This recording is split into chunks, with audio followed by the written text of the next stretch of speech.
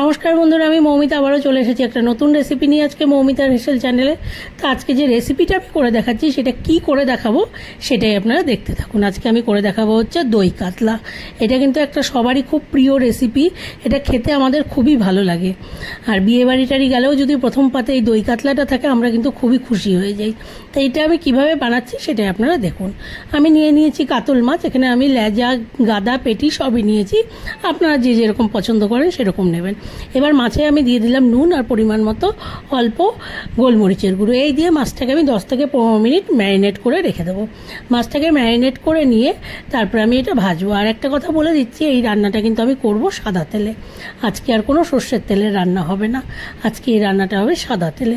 ভালো করে মাছের গায়ে নুন হলুদ মাখিয়ে নিলাম, নিয়ে এবার এগুলোকে একটু সময় রেখে দেবো, দিয়ে ভেজে নেব। মাছের গায়ে নুন হলুদ মাখিয়ে নিতে নিতে আমি এবার মশলা যেটা রাখবে সেটা রেডি করে নিচ্ছি। এই যে দিয়ে দিলাম 1 চামচ সাদা সর্ষে, আর দিয়ে দেবো 1 চামচ পোস্ত, আর দিয়ে দেবো কাঁচা লঙ্কা, দিয়ে এটাকে একটা পেস্ট করে নেব। কিন্তু এই রান্নাটা না খুব বেশি ঝাল হবে না, একটু মিষ্টি একটু টক এরকম ভাব থাকবে। এটা খুব বেশি ঝাল হলে ভালো লাগে না। এদিকে কড়াইতে দিয়ে দিলাম সাদা তেল। তেল ভালো করে গরম হয়ে গেলে আমি মাছগুলোকে ভেজে নেব। আর এই যে যেহেতু দই কাতলা তাই দই লাগবে, এই যে আমি নিয়ে নিচ্ছি দই। আমি 2 টিস্পুন দই নিলাম, বেশ ভরে ভরে অনেকটা করে কিন্তু দই নিয়েছি। এবার দইয়ের সাথে এই যে পোস্ত আর সর্ষের পেস্টটাকে এটাকে ভালো করে মিশিয়ে আমি রেখে দেবো। কিন্তু একদম ভালো করে মিশিয়ে নিচ্ছি, একটু বিট করে নিতে হবে, দইগুলো যেন একটু ছাকড়া না থাকে আর কি, মিশে যায় ভালো করে। এইভাবে পেস্ট করে নিতে হবে আর কি, পেস্ট না, ভালো করে মিশিয়ে নিতে হবে। এই সর্ষে পোস্ত কাঁচা লঙ্কা বাটার সাথে টক দইটাকে ভালো করে মিশিয়ে নিচ্ছি। এইদিকে আমি কড়াইয়ের তেল গরম হয়ে গেল গিয়ে এবার মাছগুলোকে কিন্তু ভেজে নেব।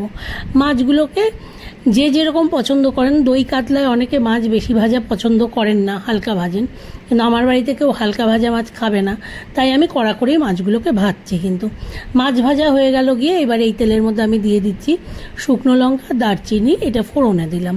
ফোড়নটা একটু নাড়াচাড়া করে ভেজে নেব, নিয়ে তারপরে আমি এর মধ্যে দিয়ে দেব হচ্ছে এই যে মশলাটা, দই পোস্ত সর্ষের পেস্টটা। এইটাকে ভালো করে একটু সময় কষাতে হবে, কিন্তু যাতে দইয়ের থেকে তেলটা ছাড়ে, এইভাবে কষাতে হবে আর কি।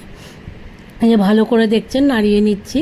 আর এর মধ্যে এরপরে দিয়ে দেবো পরিমাণ মতো নুন। এই রান্নাটায় আমি কিন্তু কোনো হলুদের ব্যবহার করব না, অনেকে অল্পও দিয়ে থাকেন, বাট আমি একদমই দেবো না। এই পরিমাণ মতো নুনও দিয়ে দিলাম, দিয়ে এবার এটাকে আরও কিছু সময় ধরে কিন্তু কষাতে হবে। কষানো হয়ে গেলে গিয়ে জল খুব সামান্য, যেই মিক্সির বাটিটাতে আমি আর কি সর্ষে আর পোস্তটাকে বেটেছিলাম ওইটাকে জাস্ট ধুয়ে নিয়ে একটু জল দেব। আর এই রান্নাটা একটু চিনি লাগবে, কিন্তু এটা একটু মিষ্টি মিষ্টি না হলে ভালো লাগবে না, ব্যালেন্স আসবে না আর কি। সেই জন্য একটু মিষ্টি আমি দিলাম, একটু না বলতে গেলে 1 টিস্পুন মতো আমি মিষ্টি দিলাম, দিয়ে অল্প জলও দিয়ে দিলাম, দেখতেই পেলেন। দিয়ে এবার আমি ভেজে রাখা মাছগুলোকে দিয়ে দিচ্ছি। ঝোলটা যেই ফুটে উঠলো, দিয়ে এটাকে এবার যে যেরকম চান, আমি একটু গা মাখা করেই করব। আর এই রেসিপিটা কিন্তু সব কিছুর সাথেই ভালো লাগে, ভাতের সাথেও ভালো লাগে, আবার পোলাওয়ের সাথেও ভালো লাগে।